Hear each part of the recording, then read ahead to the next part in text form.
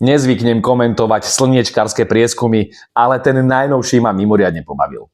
Niekoľko mesiacov tu liberálna kaviareň sníva o tom, že sa spojí a porazí Smer.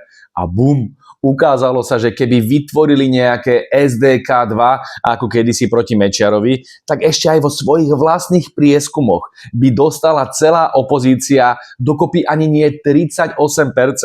A Smer, Republika a Hlas by mali dokopy 80 kresiel. V bratislavských lekárniach dnes budú vykúpené Lexauríny. Spolu to nevedia dať a keď pôjdu zvlášť, tak to bude ešte horšie. KDH sa potáca tesne nad 5% a čoraz viac pôsobí ako farizejská pobočka progresívneho Slovenska. Majersky zrejme príde o kreslo župana a Lexmanová v Bruseli ďalej podporuje Lejenovu a všetky LGBTI experimenty, ktoré sa sem valia zo západu. Kresťanskí voliči pošlú KDH na smetisko dejín. Tesne nad 5% je aj Saska. A teraz ju čaká ešte bratovražedný súboj so Sulíkom a Cigánikovou a Smerodinou. Zo Sasky sa stáva Olano 2, ale ruku na srdce. Nemôžete robiť nejakú intelektuálnu dieru do sveta s kádrami, ako je kaderník a plagiátor Gröling, či nedoštudovaný Hlina, ktorý sa najnovšie prezentuje infantilnými našívačkami.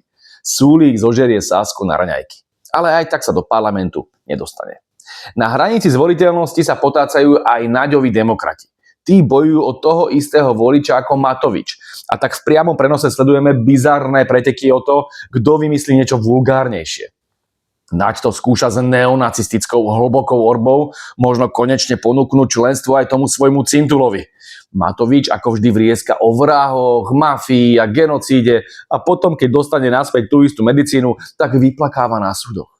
Dvaja kohuti na jednom smetisku. Môj odhad, Naď skončí zase pod 5%.